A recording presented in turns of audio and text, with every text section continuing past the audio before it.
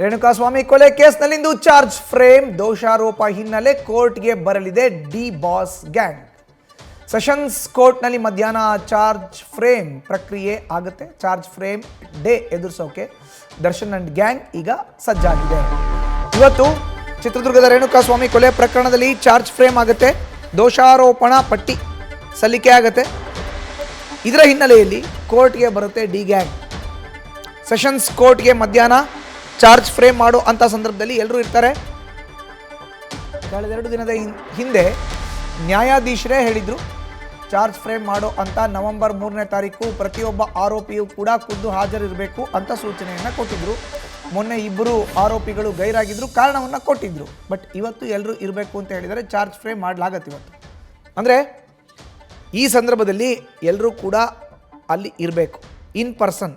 ಕೆಲವರು video conference ಮೂಲಕ ಹಾಜರಿರ್ತಾರೆ, ಅದು ಓಕೆ, ದಟ್ಸ್ ಫೈನ್. ಬಟ್ ಪ್ರತಿಯೊಬ್ಬರು ಕೂಡ ಇರಬೇಕು, 17 ಆರೋಪಿಗಳು ಕೂಡ ಇರಬೇಕು. ಬಿಕಾಸ್ ಇವತ್ತು ಚಾರ್ಜ್ ಫ್ರೇಮ್ ದರ್ಶನ್ ಕೇಸ್ನಲ್ಲಿ. ಹೆಚ್ಚಿನ ಮಾಹಿತಿ ನೀಡ್ತಾರೆ ನಮ್ಮ ಪ್ರತಿನಿಧಿ ಸಂದೇಶ್. ದೂರವಾಣಿ ಸಂಪರ್ಕಕ್ಕೆ ಸಿಕ್ಕಿದ್ದಾರೆ. ಸಂದೇಶ್, ನೋಡಿ, ಇವತ್ತು ದರ್ಶನ್ಗೆ ಬಿಗ್ ಡೇ, ಚಾರ್ಜ್ ಫ್ರೇಮ್ ಆಗೋ ಅಂಥ ದಿನ. ಈಗಾಗಲೇ ನ್ಯಾಯಾಧೀಶರು ತಿಳಿಸಿದ್ದಾರೆ, ಸೂಚನೆ ಕೊಟ್ಟಿದ್ದಾರೆ, ಎಲ್ಲರೂ ಕೂಡ ಉಪಸ್ಥಿತರಿರಬೇಕು ಅಂತ. ಮಧುಸೂದನ್, ಇವತ್ತು ರೇಣುಕಾಸ್ವಾಮಿ ಕೊಲೆ ಪ್ರಕರಣಕ್ಕೆ ಸಂಬಂಧಪಟ್ಟಂತೆ ಚಾರ್ಜಸ್ ಫ್ರೇಮ್ಗೆ ದಿನಾಂಕವನ್ನ ನಿಗದಿ ಮಾಡಲಾಗಿತ್ತು.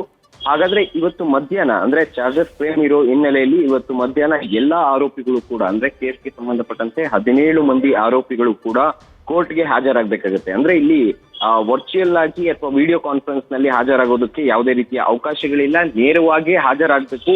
ಯಾರು ನೇರವಾಗಿ ಹಾಜರಾಗೋಲ್ಲೋ, ಯಾಕಂದ್ರೆ ಈಗಾಗಲೇ 7 ಜನ ಆರೋಪಿಗಳು ಕೂಡ ಜೈಲಿನಲ್ಲೇ ಇರೋದ್ರಿಂದ ಅವರನ್ನ ನ್ಯಾಯಾಲಯಕ್ಕೆ ಕರ್ಕೊಂಡ್ ಬರುವಂತ ಕೆಲಸವನ್ನ ಈಗಾಗಲೇ ಜೈಲಧಿಕಾರಿಗಳು ಮಾಡ್ತಾ ಇದ್ದಾರೆ. ಆದ್ರೆ ಇನ್ನುಳಿದಂತ ಆರೋಪಿಗಳಲ್ಲಿ ಯಾವುದೇ ಒಬ್ಬ ಆರೋಪಿ ಈ ಚಾರ್ಜಸ್ ಫ್ರೇಮ್ಗೆ ಇವತ್ತು ಬರದೇ ಹೋದ್ರೆ ಅವರ ವಿರುದ್ಧ NPW ಅಂದ್ರೆ ನಾನ್ ಬೇಲೇಬಲ್ ವಾರೆಂಟ್ ಕೂಡ ಇಶ್ಯೂ ಆಗುತ್ತೆ.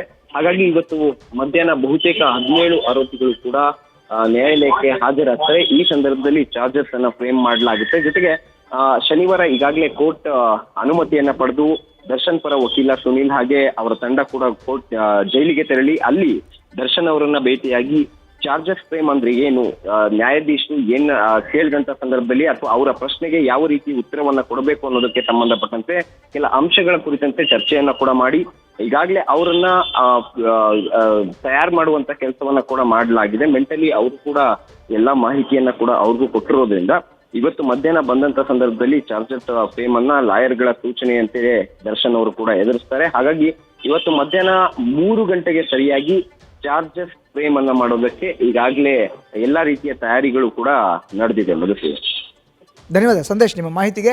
ಇದು ಒಟ್ಟಾರೆ ರೇಣುಕಾಸ್ವಾಮಿ ಕೊಲೆ ಪ್ರಕರಣದಲ್ಲಿ ಇವತ್ತು ಚಾರ್ಜಸ್ ಫ್ರೇಮ್ ಆಗುತ್ತೆ. ಮಧ್ಯಾಹ್ನ 3 ಗಂಟೆಗೆ ಎಲ್ಲ ಆರೋಪಿಗಳು ನೇರವಾಗಿ ನ್ಯಾಯಾಧೀಶರ ಮುಂದೆ ಉಪಸ್ಥಿತರಿರಬೇಕು. ನ್ಯೂಸ್ ಫಸ್ಟ್, ನಿರ್ಭೀತಿಯಿಂದ ನಿಮ್ಮ ಪರವಾಗಿ.